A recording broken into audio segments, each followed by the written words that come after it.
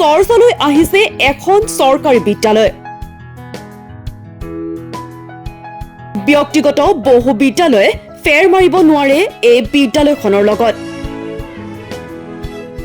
পুনৰ উজ্জীৱিত হৈ উঠিছে অসমীয়া মাধ্যমৰ চৰকাৰী বিদ্যালয়সমূহ। মঙলবাৰে তেনে এক প্ৰতিচ্ছবিয়ে দেখা গ'ল গোলাঘাটৰ চৰকাৰী বেজবৰুৱা উচ্চতৰ মাধ্যমিক বিদ্যালয়ত।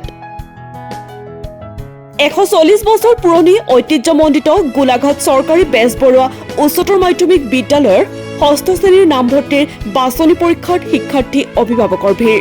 তেনে এক পৰিৱেশ দেখি বিদ্যালয়খনৰ সকলো শুভাকাংক্ষী আৰু শিক্ষা প্ৰতিষ্ঠানটোৰ লগত জড়িত ব্যক্তিসকলে সন্তুষ্টি প্ৰকাশ কৰে। যি সময়ত ব্যক্তিগত খণ্ডৰ বিদ্যালয়সমূহত নামভৰ্তিৰ বাবে অভিভাৱকে হেতা ওপৰা কৰা দেখা যায়, সেই সময়তে নগৰখনৰ সবাতোতকৈ প্ৰাচীন চৰকাৰী বিদ্যালয়খনত দেখা এই ব্যক্তিক্ৰমী দৃশ্যই অসমীয়া মাধ্যমৰ প্ৰতি অভিভাৱকৰ আস্থা যে এতিয়াও হ্ৰাস পোৱা নাই, সেই কথাকে প্ৰতীয়মান কৰিলে।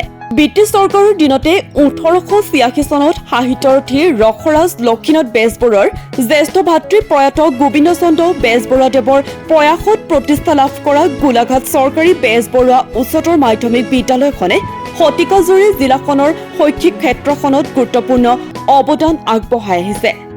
অসমৰ একমাত্ৰ ৰেংলাৰ অনুপম শইকীয়া 1969 চনত বম্বেৰ IITৰ পৰা PhD ডিগ্ৰী লাভ কৰা ধীৰেন্দ্ৰনাথ বৰগোহাঁইকে ধৰি 2021 বৰ্ষৰ অসম অসামৰিক পৰীক্ষাত প্ৰথম স্থান লাভ কৰা কংকনজ্যোতি শইকীয়ালৈকে বহু বৰেণ্য ব্যক্তিয়ে এই বিদ্যালয়তে হাইস্কুলীয়া শিক্ষা লাভ কৰিছিল।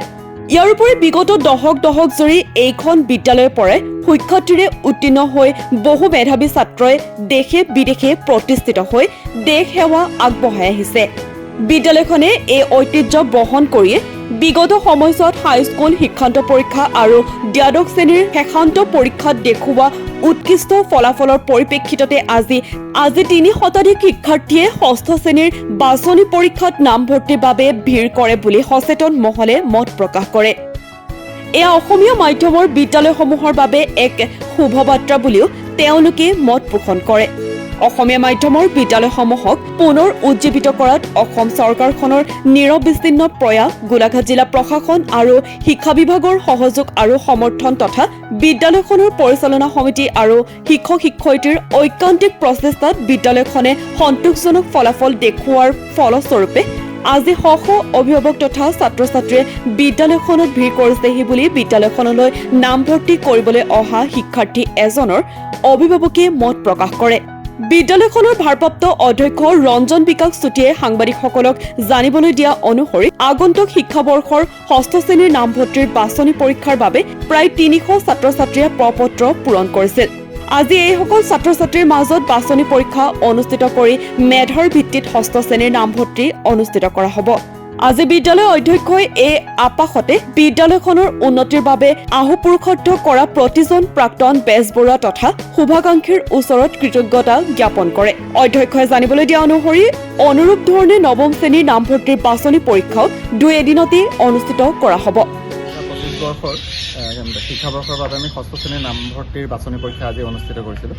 আমি দেখা পালোঁ তাত প্ৰায় 300 শতাধিক ছাত্ৰ ছাত্ৰীয়ে এই বাছনি পৰীক্ষাত অৱতীৰ্ণ হৈছে। অসমীয়া মাধ্যমৰ বিদ্যালয় হিচাপে এইটো আমাৰ কাৰণে এটা অতি গৌৰৱৰ কথা। আৰু ইতিমধ্যে আমি যোৱা 2টা শিক্ষাবৰ্ষতো আমি ষষ্ঠ শ্ৰেণীৰ নামভৰ্তিৰ বাছনি পৰীক্ষাত আমি যথেষ্ট ছাত্ৰ ছাত্ৰী বিদ্যালয়খনৰ প্ৰতি আকৰ্ষিত হোৱা দেখা পাইছোঁ। গতিকে মই ভাবোঁ যে বিদ্যালয়খনৰ কাৰণে ই এটা শুভ লক্ষণ। আমাৰ কাষতে থকা জাতীয় বিদ্যালয়ৰ পৰাও বহুতো ছাত্ৰ ছাত্ৰী আমাৰ বিদ্যালয়খনলৈ ধাৱমান হৈছে। গতিকে আমি ভাবোঁ যে এইটো অসমীয়া মাধ্যমৰ বিদ্যালয় হিচাপে এইটো আমাৰ কাৰণে এটা অতি গৌৰৱৰ কথা। গোলাঘাটৰ পৰা ভাস্কৰ ৰাজগুৰুৰ সহযোগত নিউজ ডেস্ক এনিটক।